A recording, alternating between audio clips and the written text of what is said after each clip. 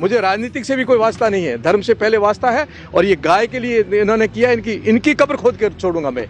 और ये जो विधायक और माननीय मुख्यमंत्री जी हमारे ऊपर से नीचे तक सब गो प्रेमी लोग बैठे हैं और ये लोग ऐसे कृत्य कर देंगे, मैं कभी सहन नहीं करूंगा। कोई भी पदाधिकारी होगा, ये धर्म और आस्था का विषय है, इसमें कोई पदाधिकारी नहीं, कोई पार्टी नहीं है। निंदनीय तो है ही है और हम सबको कलंकित किया है और इस कलंक को हम मिटा के रहेंगे। और जितनी गहरी जड़ें इन्होंने जमा रखी है ना, वो सारी जड़ें खोल के ना करके फिर ही दम लेंगे लोग, क्योंकि प्रतापरी वही है, पहले संत है फिर जनप्रतिनिधि है। संत के नाते मेरे धर्म पर, मेरी आस्था पर यदि इस प्रकार से होगा तो मैं कभी भी सहन नहीं करूंगा। राजनीति की जगह होगी, परंतु ये काम कभी सहन नहीं करूंगा। चाहे छत्रेल हो, चाहे आपका तड़ला हो, चाहे नोक हो, तब मैं नेता भी नहीं था, तब भी गाय के लिए सब छोड़ के निकला था। और आज तो मेरी नैतिक जिम्मेदारी बनती, मैं यहाँ का विधायक हूँ, चाहे बासन पीर हो चाहे पोकरण हो। इस प्रकार की आस्था पर ठेस हम कभी सहन नहीं करेंगे। और लगातार मैं प्रशासन के संपर्क में हूँ। कार्रवाई जो हो रही है, मैं कहता हूँ इसको तीव्र गति से करेंगे हम लोग।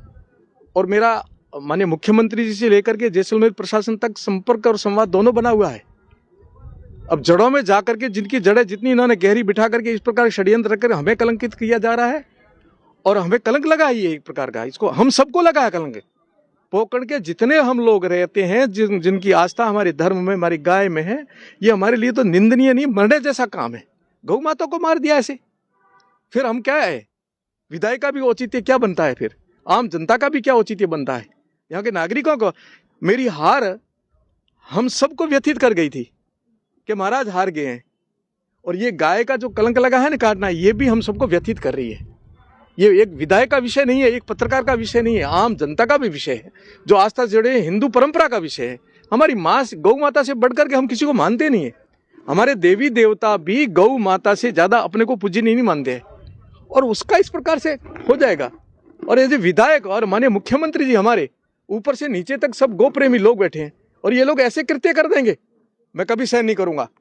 मुझे राजनीतिक से भी कोई वास्ता नहीं है, धर्म से पहले वास्ता है। और ये गाय के लिए इन्होंने किया, इनकी कब्र खोद कर छोड़ूंगा मैं। अच्छा, पोकरण के अंदर आज अवैध मीट की दुकानों को सीज करने का काम किया, इसका मतलब ये तो बात तय थी कि मीट की दुकानें अवैध थी, तो अब तक क्यों चल रही थी वो दुकान? देखिए, लापरवाही जिन्होंने की है उन अधिकारियों के खिलाफ भी मैं कार्रवाई कराऊंगा। मैं लगातार कह रहा हूं, जिला प्रशासन से लेकर के स्थानीय प्रशासन तक मैं कह रहा हूं, जितनी गोचरों पर अतिक्रमण है वो तुरंत क्यों नहीं हटाई जा रहे? नदी नाले यहाँ भी बैठे हैं, यहाँ बैठे हैं, तालाबों पर भी बैठे हैं और भी बैठे हैं, वो क्यों नहीं हटाए जा रहे हैं आप लोग?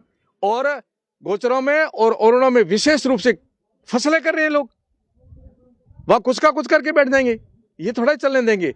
इसलिए अभी त्वरित कार्रवाई होगी। गौ माता के ऊपर हत्या होना और धर्म पर आंच आना दोनों बरोबर है और अब कोई सहन नहीं करेगा। यहाँ पदाधिकारी का भी नाम इसमें आ रहा है, एक भाजपा पदाधिकारी का भी नाम आ रहा है। कोई भी पदाधिकारी होगा, ये धर्म और आस्था का विषय है, इसमें कोई पदाधिकारी नहीं, कोई पार्टी नहीं है।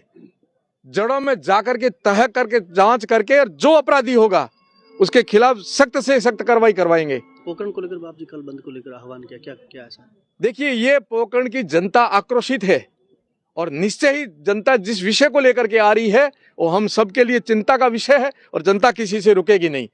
क्योंकि छत्रेल गो हत्याकांड हुआ, मुझे याद है वहां 1 घंटे का आह्वान हुआ था केवल मात्र। मैं 4-5 बजे सायंकाल पहुंचा था। स्वर्गीय किशन सिंह जी पूरे MLA साहब, उन्होंने मुझे बुलाया था और वहां 1 घंटे मैंने आह्वान किया था कि आपके घर और परिवार में कोई विवाह प्रसंग हो जाए या कोई ऐसी घटना घट जाए, कैसे आप लोग उपस्थित होते, ऐसे जैसलमेर में उपस्थित होना चाहिए।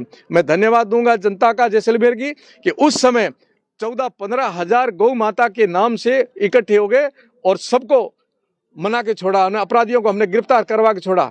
और ऐसा का ऐसा ये आह्वान का विषय भी नहीं है, परंतु जनता रुकेगी नहीं। कल क्या जो विशेष रणनीति तैयार की जा रही है, क्योंकि विशेष बैठक का आयोजन हो रहा है और सारे जो पदाधिकारी यहाँ पर हैं?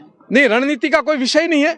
ये तो देखो सबको दर्द लगा, आप लोग भी आए हो, ऐसे पत्रकार नहीं आए हो, आप आस्था से जुड़े हुए लोग हो इसलिए आए हो। और ये तो सबके, आम छोटे बच्चे से लेकर के माताओं बहनों से लेकर के बड़े बुजुर्गों तक आज पोकरण शर्मसार है, कलंकित महसूस कर रहा है कि ऐसा हो गया। ये क्या हो रहा है पोकरण के अंदर? आज ये हो रहा तो कल ये और क्या कर सकते हैं? और ये कब से कर रहे हैं और ऐसे करते गए तो कलंक और ये दोष हम सब पर लगता है, क्योंकि ये हमारा कार्यकाल है, आपका युग है। अपने देखते हुए यदि ऐसा होता है तो ये दोष सब पर लगता है। अच्छा पोखरण जैसे के विधानसभा क्षेत्र के वासियों को आप क्या संदेश देंगे इस मामले को लेकर? देखिए, पोखरण के वासी सजग और सतर्क हैं और कभी भी सहन नहीं करेंगे। जब भी आस्था पर चोट पहुंचती है तो पोखरण और पश्चिमी राजस्थान ये कभी सहन नहीं किया है। ठीक इस प्रकार से हम सबको तय रहना है। अच्छा जिला प्रशासन की देखा जाए तो वो पोखरण की तरफ कहीं पर भी कोई कार्य नहीं किया जा रहा है। पूर्व में भी ये जो अधिकारी थे उन्होंने जांच करके जैसलमेर रोड पर एक जमीन को पूरा फाइल तैयार करके कलेक्टर को दे दी थी कि पूरी करीब 47 बीघा पर अतिक्रमण है, जिसमें 23 बीघा पे वो लोग बैठे हैं। शीघ्र ही कार्रवाई होगी। जिन अधिकारियों, चाहे बड़े हो चाहे छोटे हो, लगातार कहने के बाद जनता की भावना के अनुरूप वो काम नहीं करे, उनके विरुद्ध को उनकी कार्रवाई होगी। आया हूं तो वहां से जनता रुकेगी नहीं, चाहे कितने भी प्रयास करें। इसलिए जो जनता कहेगी वो सरकार करेगी। बिल्कुल मैं उनके संपर्क में हूं। उनके अधीनस्थ जितने बड़े अधिकारी उनके मैंने वार्तालाप किए। शीघ्र ही मैं सीएम साहब से इस विषय में गंभीरता से चर्चा करूंगा।